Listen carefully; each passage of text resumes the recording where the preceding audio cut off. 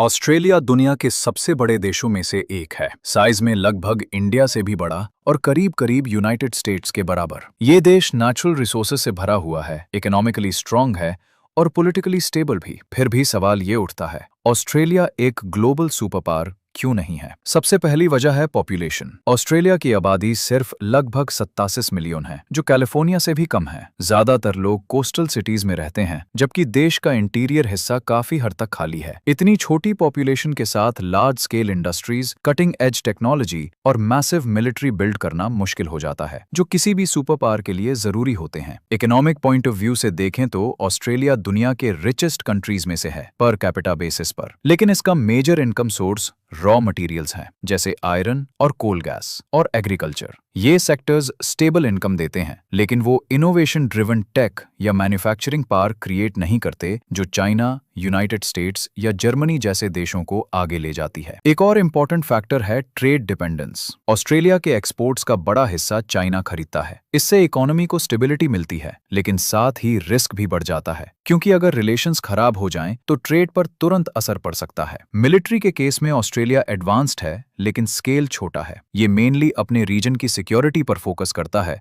ना कि पूरी दुनिया में पावर प्रोजेक्ट करने पर। एक सुपर पावर जैसा मिलिट्री सिस्टम, जिसमें एयरक्राफ्ट कैरियर्स, न्यूक्लियर सबमरीन्स और ग्लोबल बेसिस शामिल होते हैं, बनाना बहुत महंगा होता है, स्पेशली इतनी छोटी पॉपुलेशन के लिए। जियोग्राफी भी एक इंटरेस्टिंग रोल प्ले करती है। ऑस्ट्रेलिया काफी आइसोलेटेड है, यूरोप और नॉर्थ अमेरिका जैसे मेजर सेंटर से दूर। ये डिस्टेंस उससे सिक्योरिटी तो देता है, लेकिन ग्लोबल इन्फ्लुएंस को एक्सपैंड करना मुश्किल और कॉस्टली बना देता है। हिस्टोरिकली भी ऑस्ट्रेलिया ने अपनी सिक्योरिटी अलायंसेस के थ्रू मेंटेन की है, पहले यूनाइटेड किंगडम के साथ और अब यूनाइटेड स्टेट्स के साथ पार्टनरशिप्स जैसे एंजस के जरिए। इस वजह से ऑस्ट्रेलिया खुद ग्लोबल डोमिनेंस चेज करने के बजाय कोऑपरेशन पर ज्यादा फोकस करता है। अगर शॉर्ट में समझें तो ऑस्ट्रेलिया के पास वेल्थ और स्टेबिलिटी तो है, लेकिन छोटी population, resource based economy, China पर trade dependence, limited military scale, geographic isolation और अलायंस बेस्ड स्ट्रैटेजी की वजह से ये एक स्ट्रॉन्ग मिडिल पावर है,